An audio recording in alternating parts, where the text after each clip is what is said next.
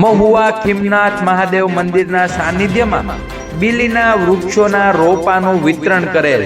જ્યારે દેશ આખો પર્યાવરણ બચાવવા વૃક્ષો વાવી રહ્યા છે, ત્યારે મહુવા ખીમનાથ મહાદેવના મંદિરમાં મહંત શ્રી ભગત બાપુ દ્વારા એક અનેરો પ્રયાસ કરવામાં આવ્યો। મહાદેવના અતિ પ્રિય બીલીપત્રના વૃક્ષનું જતન કરવા લોકોને સમજાવ્યું હતું, જેમાં પર્યાવરણ બચાવવા એક બીલીનું વૃક્ષ વાવી તેમનું જતન કરવા ભારપૂર્વક જણાવ્યું। ખીમનાથ મહાદેવના મંદિરમાં આવતા દર્શનાર્થીઓ ભાઈઓને પ્રસાદ રૂપે બીલીના વૃક્ષના રોપા આપી અને મહુવા મિની કાશ્મીર કહેવાય તે લીલુંછમ જ રહે તેવી ભાવના સાથે લોકોને આગ્રહ કરેલ। તેમનું જતન એ આપનું ભવિષ્ય છે।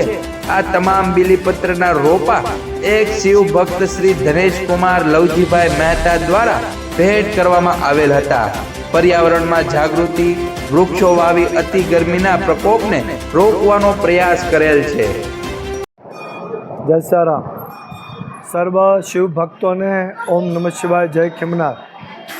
આથી મહુવાની ધર્મપ્રેમી જનતા આપ સૌને વિદિત થાય છે કે શ્રાવણ માસનો છેલ્લા દિવસો જ્યારે એ પસાર થઈ રહ્યા છે, ત્યારે ખીમનાથ મંદિરની અંદર સોમવતી અમાસની મહાઆરતીનું એક ભવ્ય આયોજન કરવામાં આવ્યું છે।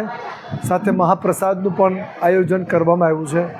લાલાભાઈ વાડીવાળા પરિવાર તરફથી આ મહાપ્રસાદના મનોરથી બન્યા છે, ત્યારે આપ સૌને આ મહાઆરતી તેમજ મહાપ્રસાદ લેવા માટે અમારું હૃદયનું નિમંત્રણ છે। સાથે સાથે મહુવાને કાશ્મીર બનાવવું છે અને આતંકવાદ મુક્ત કાશ્મીર અને બીલી સાથેનું કાશ્મીર બનાવવું છે, વૃક્ષો સાથેનું કાશ્મીર બનાવવું છે, ત્યારે ઘરે ઘરે એક એક બિલ્વપત્રના રોપા રોપવામાં આવે અને એનું જતન થાય અને વૃક્ષને મોટું કરવામાં આવે।